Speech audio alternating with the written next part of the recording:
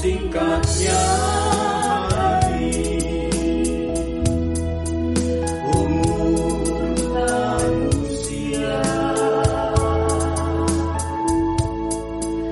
bagai hembusan uap, sekejap kan lenyap. Hanya 70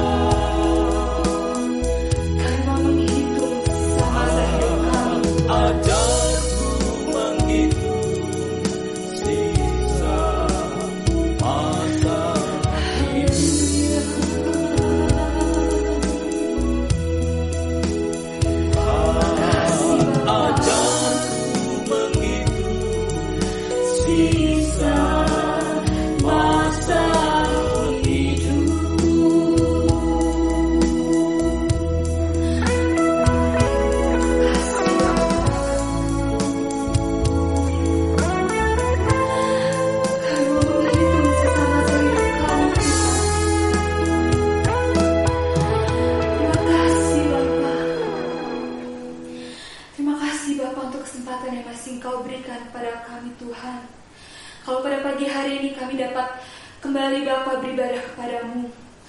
Kami mau serahkan ibadah kami ini Tuhan dari awal, pertengahan hingga akhirnya. Biarlah Engkau yang beracara dalam ibadah kami ini Tuhan. Layakan kami Bapa, sucikan kami Tuhan. Terima kasih Bapa, terima kasih Yesus. Hanya dalam nama Tuhan Yesus Kristus. Haleluya. Amin. Haleluya. Saya undang semuanya berdiri. Kita menaikkan pujian kuasa firman memberikan pengertian.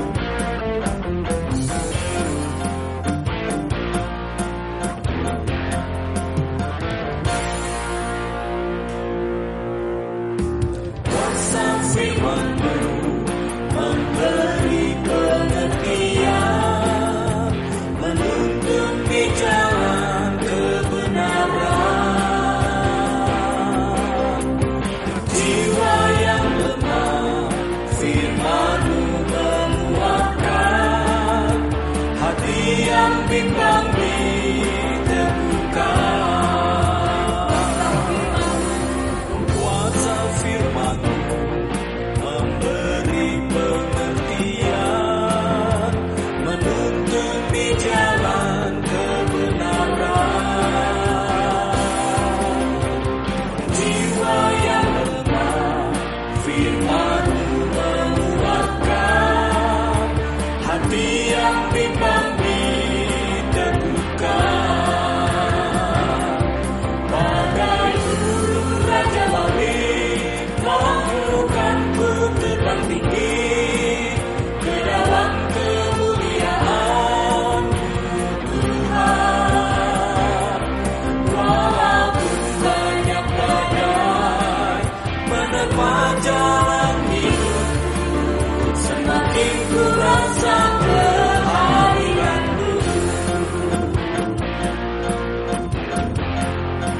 Kuasa firman dengan pengertian Tuhan.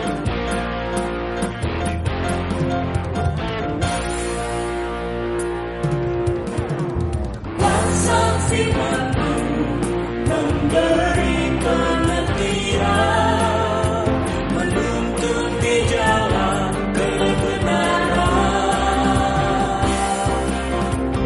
Jiwa yang lemah, firman-Mu menguatkan, hati yang bimbang diteguhkan. Bagai burung raja wali, mampukan ku terbang tinggi ke dalam kemuliaan-Mu Tuhan. Walaupun banyak badai menerpa jalan hidupku, semakin ku rasa kehadiran-Mu. Kau mengangkat aku melintasi awan-awan, mengatasi segala pencobaan. Makin terbang tinggi di balik langit biru, ku kan memandang kemuliaan-Mu. Bagai burung raja wali, mampukan ku terbang tinggi ke dalam kemuliaan-Mu Tuhan. Walaupun banyak badai menerpa jalan hidupku, semakin ku rasa kehadiran-Mu. Bagai burung raja wali, mampukan ku terbang tinggi ke dalam kemuliaan-Mu Tuhan.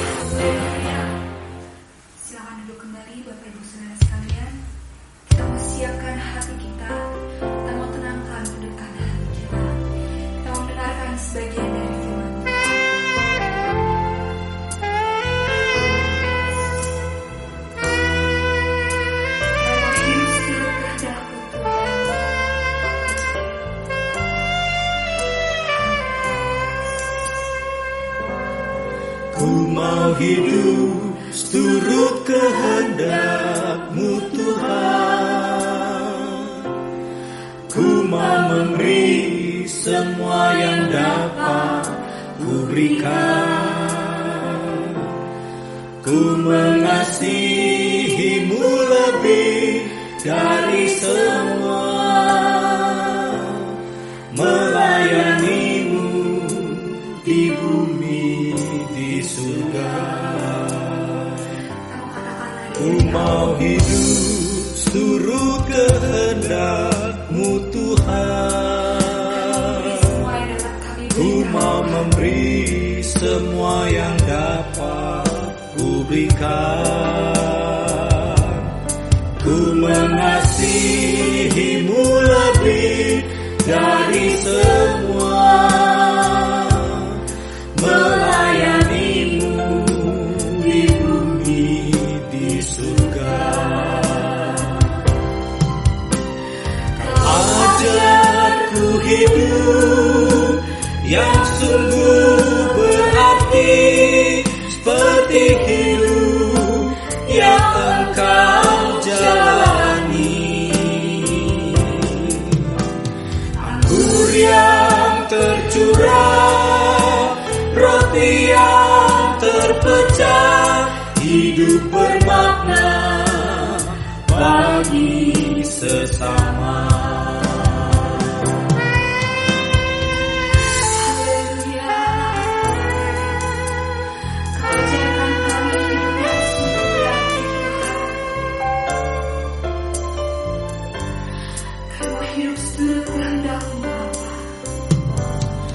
Ku mau hidup seturut kehendak-Mu Tuhan.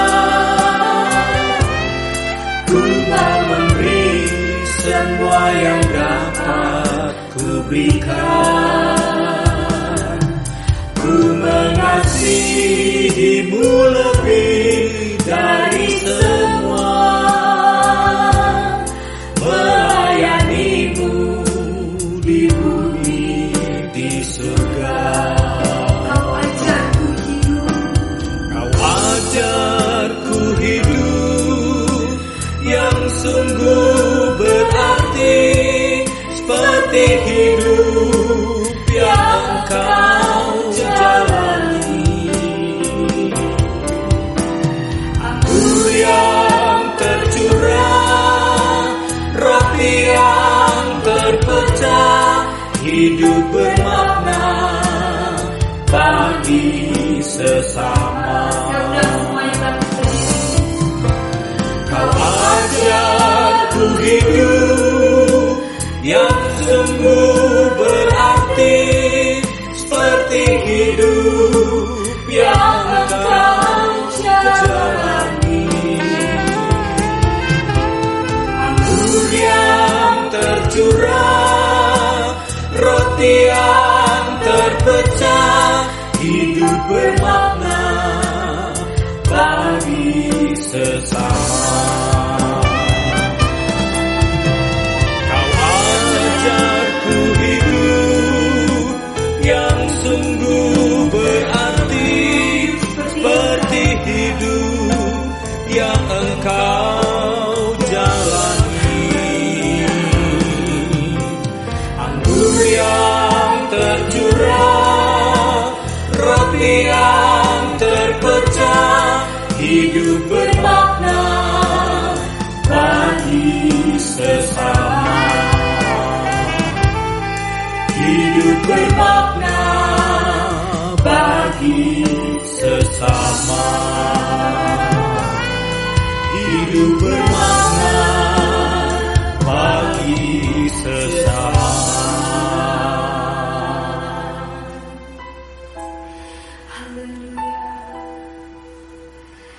Terima kasih Bapa. Haleluya. Ini kerinduan kami Tuhan. Kami mau hidup seturut kehendak-Mu. Haleluya. Terima kasih Bapa, terima kasih Yesus untuk penyertaan-Mu sepanjang ibadah kami ini Tuhan, dari awal hingga pertengahan. Sebentar kami akan mendengarkan sebagian dari firman-Mu. Kau yang layakan kami, Tuhan, Kau yang sucikan kami. Terima kasih Bapa, Kau siapkan kami Tuhan, tanah hati kami Tuhan untuk mendengarkan sebagian dari firman-Mu. Kau yang menyertai hamba-Mu Tuhan, biarlah apapun yang hamba-Mu ucapkan Bapa itu hanya berasal daripada-Mu saja. Terima kasih Bapa, terima kasih Yesus, kami menyerahkan ibadah kami selanjutnya hanya dalam nama Tuhan Yesus Kristus. Haleluya. Amin. Puji Tuhan. Selamat pagi Bapak Ibu Saudara sekalian.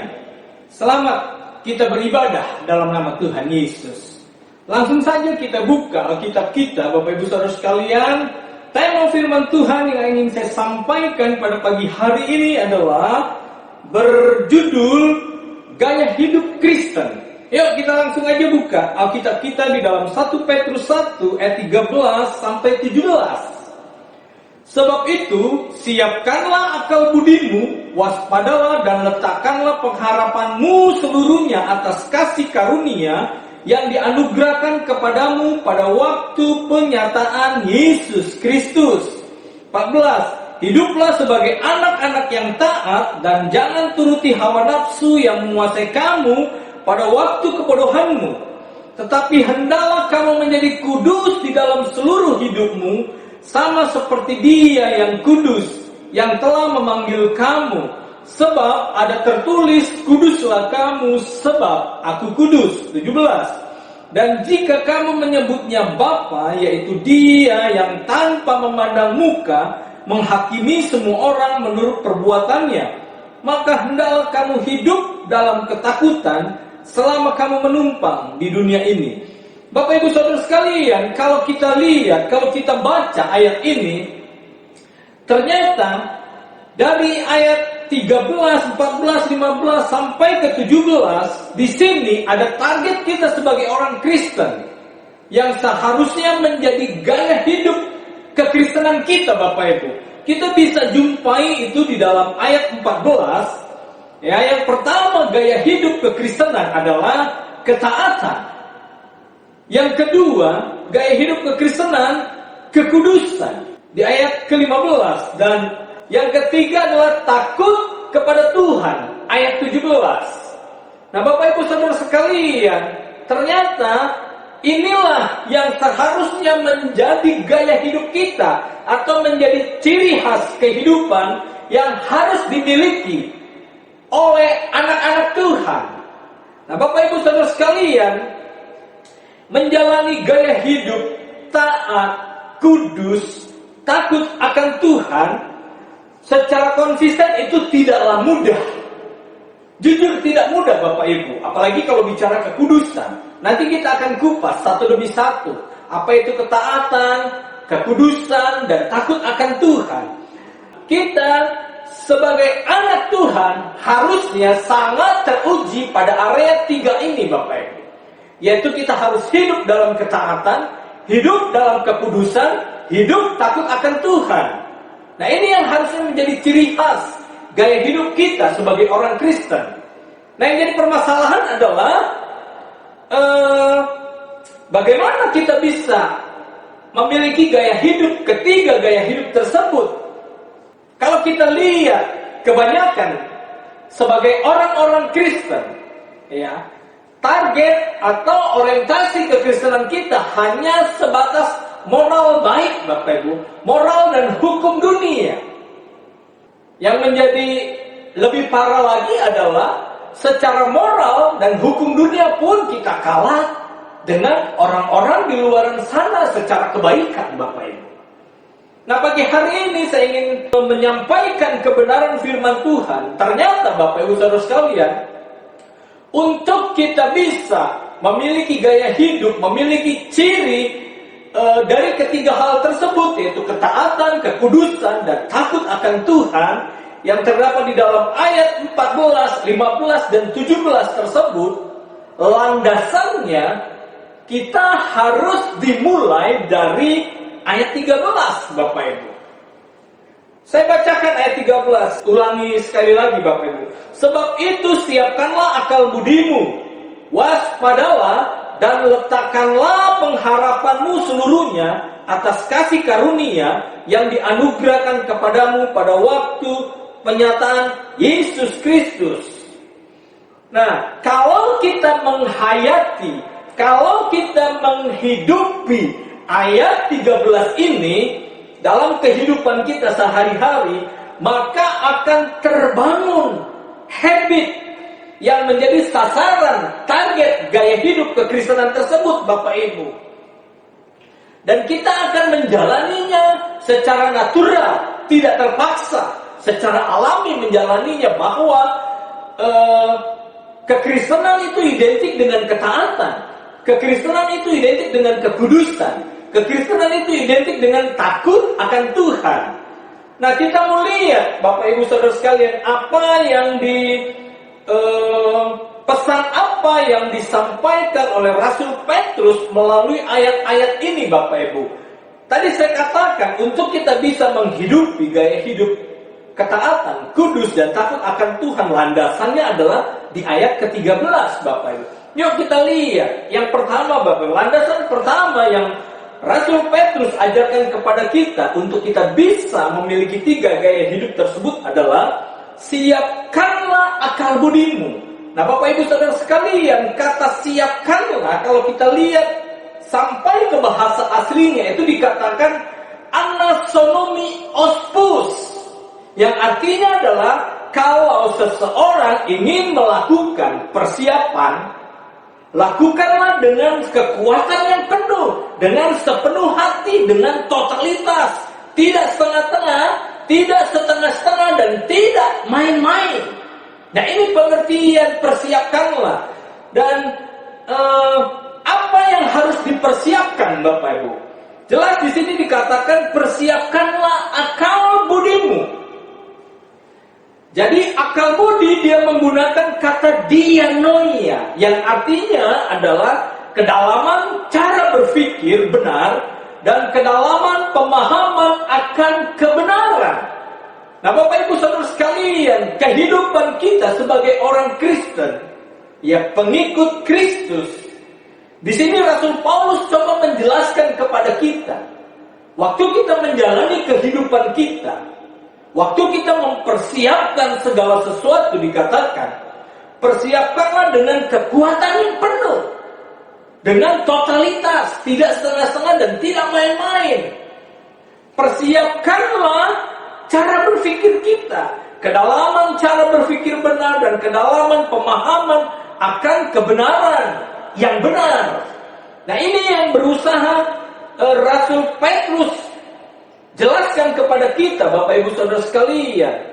Jadi kita harus memiliki cara berpikir benar, yang memiliki kedalaman cara berpikir yang benar dan kedalaman pemahaman akan kebenaran yang benar.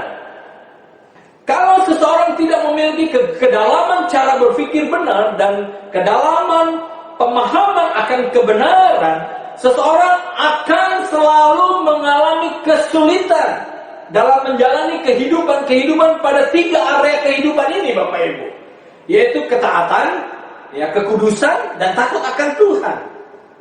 Segala sesuatu dimulai dari cara berpikir dulu yang benar, baru kita memiliki cara pemahaman kebenaran yang benar. Nah, kalau seseorang tidak memiliki landasan cara berpikir yang benar, kedalaman pemahaman yang benar, dan dia tidak berusaha mempersiapkan secara penuh dengan kekuatan penuh, tadi saya katakan, kita sebagai orang Kristen selalu kepayahan, selalu kesusahan pada 3 area ini, Bapak Ibu. Ya, kita akan kesulitan untuk hidup taat, kita akan kesulitan untuk hidup dalam kekudusan, dan kita akan kesulitan untuk hidup selalu takut akan Tuhan. Makanya ini yang Rasul Petrus coba jelaskan kepada kita, Bapak Ibu. Makanya dalam kita menjalani kehidupan kita sehari-hari, dalam keseharian kita uji ulang kehidupan kita. Ya. Apakah kita sudah memiliki cara berpikir yang benar, pengenalan yang benar akan Tuhan, atau belum? Sudahkah kita memiliki kedalaman cara berpikir tentang kebenaran-kebenaran firman? Dan kalau kita tadi saya katakan tidak memiliki kedalaman, berarti kita hanya bermain di permukaan dan kehidupan kita dangkal, Bapak Ibu. Kalau kehidupan kita dangkal, ya, kita akan selalu mengalami kesulitan dalam menjalani kehidupan taat, kudus, dan takut akan Tuhan tersebut.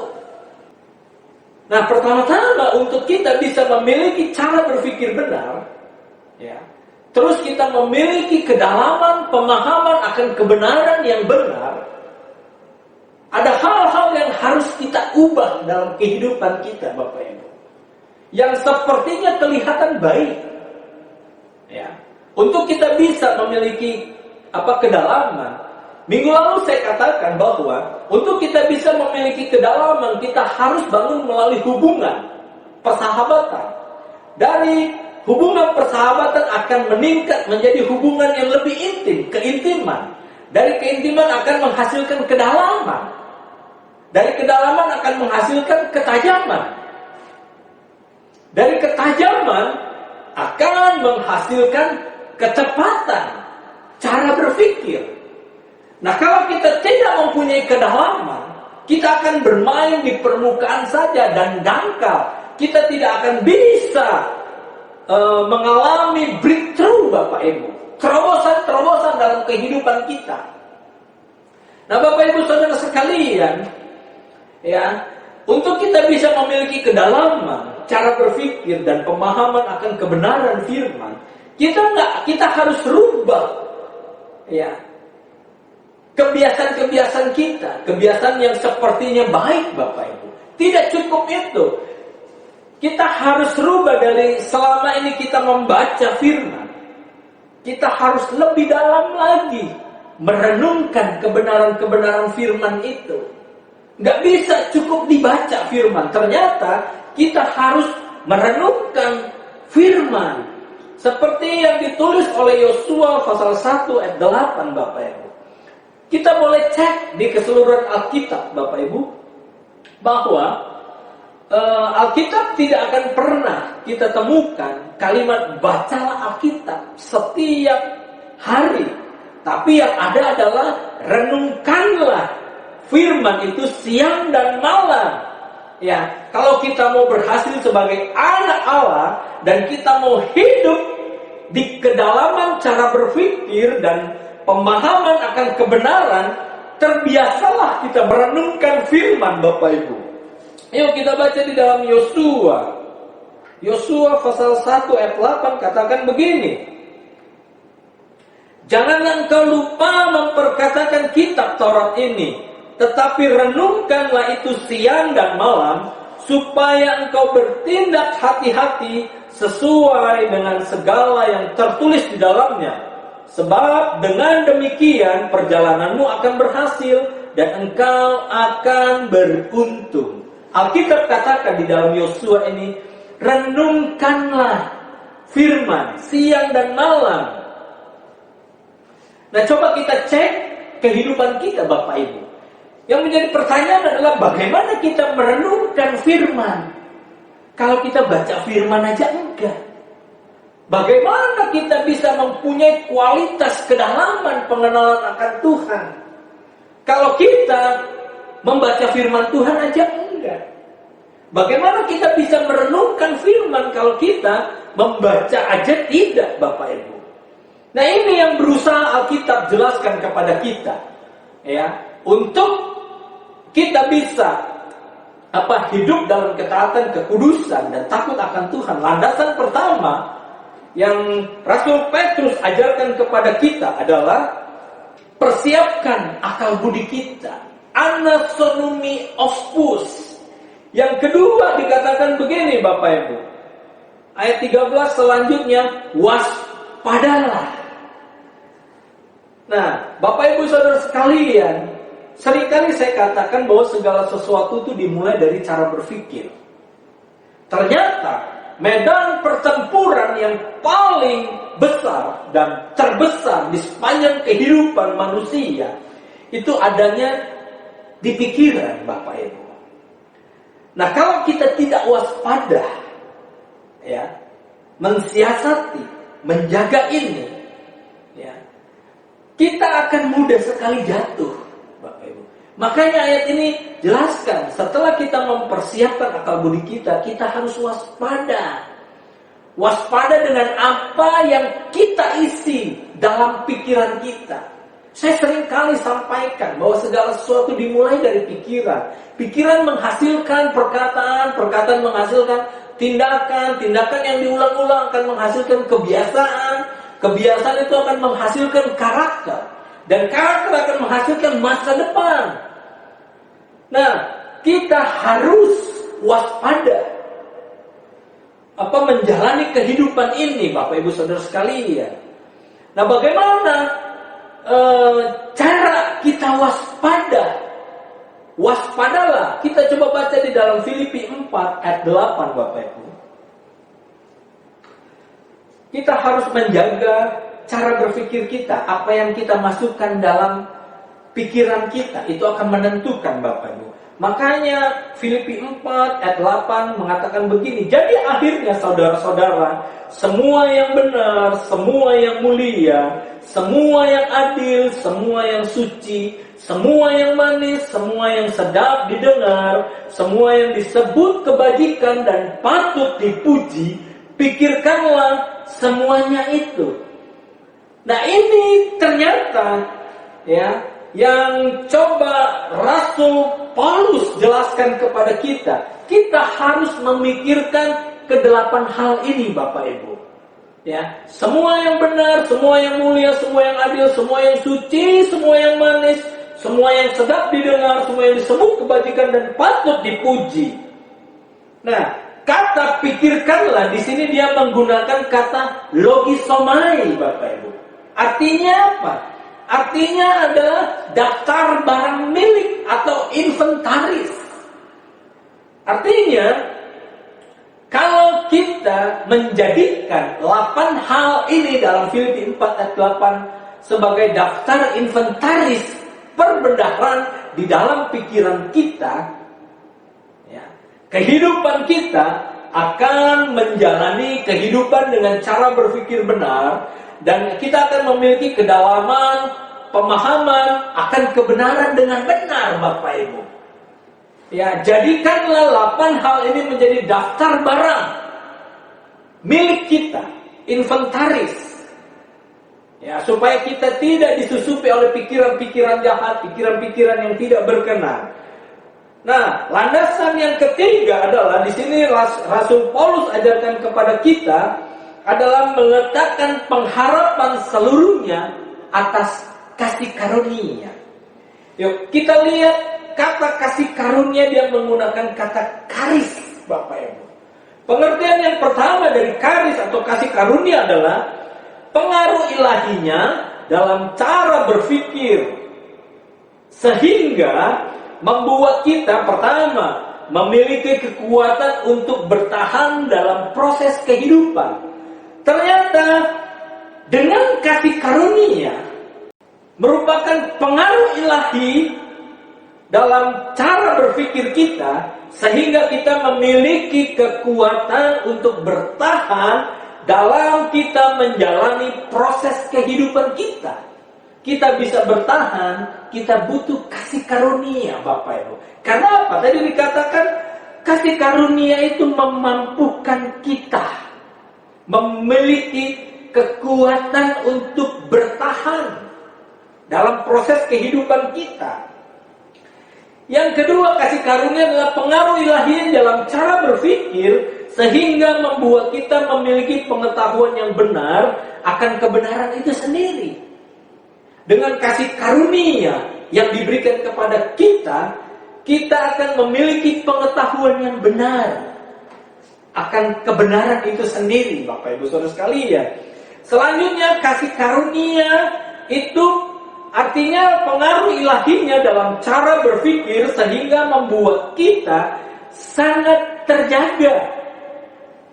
Jalannya kita sangat terjaga oleh kebenaran. Kita bisa hidup terus dalam kebenaran karena ada kasih karunia yang memampukan kita Bapak Ibu, karena pengaruh ilahinya dalam cara berpikir yang membuat kita sangat terjaga, sehingga kita menjalani kehidupan kita ini sangat terjaga pada kebenaran-kebenaran, oleh kebenaran-kebenaran.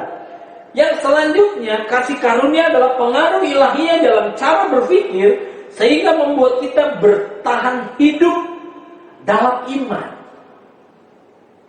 Nah, 3 hal ini Bapak Ibu sebagai landasan cara berpikir kita. Yang ketiga, tadi bicara mengenai kasih karunia, itu pengertian kasih karunia yang pertama Bapak Ibu, pengaruh ilahinya dalam cara berpikir. Yang selanjutnya adalah kasih karunia itu merupakan bantuan ilahi. Kita ini selalu punya kecenderungan jatuh dalam dosa itu 1000% Bapak Ibu. Makanya dengan kasih karunia itu merupakan bantuan ilahi buat kita, ya, supaya kita tetap kuat menjalani kehidupan. Itu arti pengertian kasih karunia yang kedua. Selanjutnya yang ketiga adalah kasih karunia itu kemerdekaan ilahi. Ya. Ini Bapak Ibu, dengan kasih karunia kita memiliki kemerdekaan ilahi. Kalau kita baca di dalam Roma 6 ayat 14 katakan begini, sebab kamu tidak akan dikuasai lagi oleh dosa, karena kamu tidak berada di bawah hukum Taurat, tetapi di bawah kasih karunia. Nah, kekuatan kasih karunia membawa kita kepada kondisi ini Bapak Ibu. Kita memiliki kemerdekaan ilahi.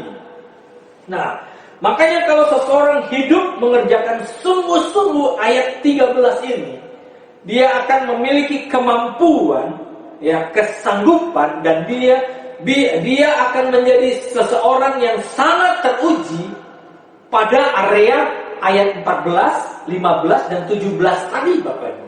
Ketaatan, kekudusan, dan takut akan Tuhan. Nah, kita mau lihat Bapak Ibu, apa pengertian ketaatan?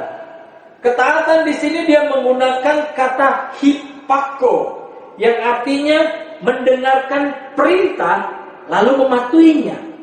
Nah, saat kita memiliki kedalaman cara berpikir benar, saat kita memiliki kedalaman pemahaman akan kebenaran yang benar, kita tidak akan pernah ada perbantahan dalam kehidupan kita atau alasan. Bapak Ibu Saudara sekalian, segala bentuk alasan itu adalah ketidaktaatan Bapak, apapun itu bentuknya.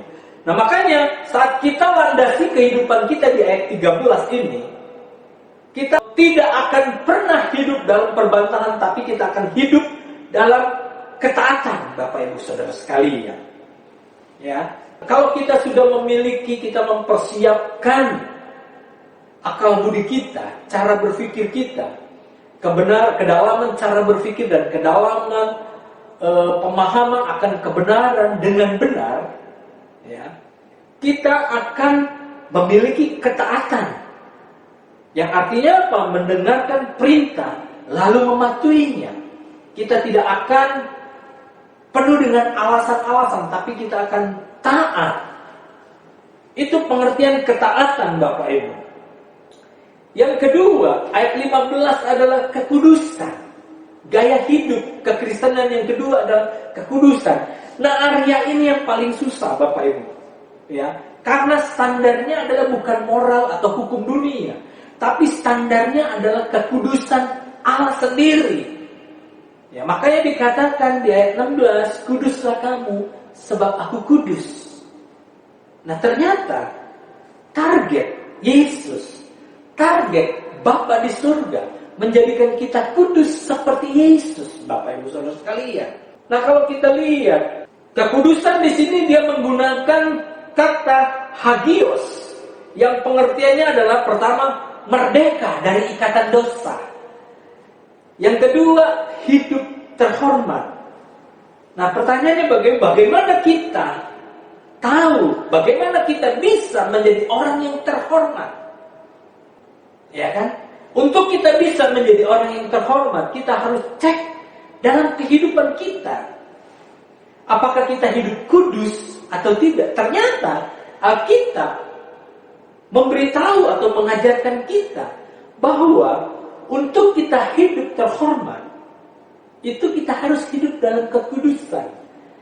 Karena kekudusan, hagios, itu sendiri artinya adalah hidup terhormat. Ini pengertian yang kedua. Yang pertama tadi, merdeka dari ikatan dosa. Nah, kita sebagai orang Kristen, kita harus bebas dari ikatan-ikatan dosa. Minggu lalu saya katakan, kita manusia tidak memiliki kodrat ilahi, tapi yang ada adalah kodrat dosa dalam kehidupan kita, Bapak Ibu. Nah, kita tidak akan pernah bisa menjadi kudus, ya, kalau kita tidak dimerdekakan dari ikatan dosa itu. Makanya dibutuhkan tadi ayat ke-13. Bapak Ibu, kita harus persiapkan, kita harus waspada, kita harus memiliki kasih karunia untuk kita bisa hidup dalam kekudusan, untuk kita bisa bebas dari ikatan dosa, dan untuk kita bisa hidup secara terhormat. Haleluya, Bapak Ibu Saudara sekalian. Nah, coba kita cek dalam kehidupan kita, apakah kita sudah menjadi orang yang kudus atau tidak. Kalau kita hidup kudus, maka hidup kita adalah hidup yang terhormat. Contoh gampangnya dalam menepati janji, Bapak Ibu. Seberapa sering kita ingkar janji, seberapa sering kita lalai akan janji kita. Nah, makanya kenapa Tuhan itu dikatakan sangat terhormat. Karena Tuhan tidak pernah lalai menepati janjinya. Makanya dikatakan dia terhormat. Haleluya. Nah, yang ketiga adalah ayat 17, takut akan Tuhan. Nah, masalah kita di sini adalah sudah kita menumpang di dunia ini, kita tidak ada rasa hormat, kita tidak ada rasa takut dengan yang mempunyai bumi ini, Bapak Ibu Saudara sekalian. Nah, kita melihat kata takut akan Tuhan. Kata takut di sini dia menggunakan bahasa Yunani dengan kata phobos, yang artinya hormat sama yang punya bumi, gentar yang sama punya bumi, segan sama yang punya bumi, malu hati sama yang punya bumi. Nah, ini tadi saya katakan, Bapak Ibu, kita sudah menumpang di bumi ini. Kita tidak ada hormatnya kepada yang punya bumi. Kita tidak ada gentarnya dengan punya bumi. Kita tidak ada segannya dengan yang punya bumi. Dan kita tidak punya rasa malu hati sama yang punya bumi. Makanya kita harus persiapkan akal budi kita dulu. Kita harus waspada. Kita harus, yang ketiga adalah kita harus selalu meletakkan pengharapan kita seluruhnya kepada kasih karunia. Baru kita bisa menghidupi 3 area kehidupan atau gaya hidup kekristenan secara benar, Bapak Ibu. Yaitu hidup dalam ketaatan, hidup dalam kekudusan, dan hidup dalam takut akan Tuhan. Haleluya, Bapak Ibu Saudara sekalian. Nah, firman Tuhan datang kepada kita pagi hari ini, Bapak Ibu. 3 gaya hidup kita sebagai orang Kristen adalah kita harus hidup dalam ketaatan, kita harus hidup dalam kekudusan, dan kita harus hidup dalam takut akan Tuhan. Semua itu harus dimulai dari cara berpikir kita dulu, Bapak Ibu. Kita harus persiapkan cara berpikir kita, baru kita jaga cara berpikir kita. Kita taruh, letakkan seluruh pengharapan kita kepada kasih karunia. Baru kita akan secara natural menghidupi gaya hidup Kristen dengan benar ini, Bapak Ibu. Dan inilah juga yang menjadi target kita sebagai orang Kristen, yaitu kita menghidupi kehidupan dalam 3 area ini: taat, kudus, dan takut akan Tuhan. Saya berharap kita terus berjuang untuk kita bisa capai standar gaya hidup Kristen yang benar seperti ini, Bapak Ibu. Ya, kita harus terus berjuang, kita harus menghidupi kehidupan seperti ini. Karena inilah yang harusnya menjadi sasaran kita satu-satunya di bumi ini. Kita hidup semakin taat, kita hidup semakin kudus, dan kita hidup semakin takut akan Tuhan. Itu yang dikatakan terus berkenan kepada Tuhan.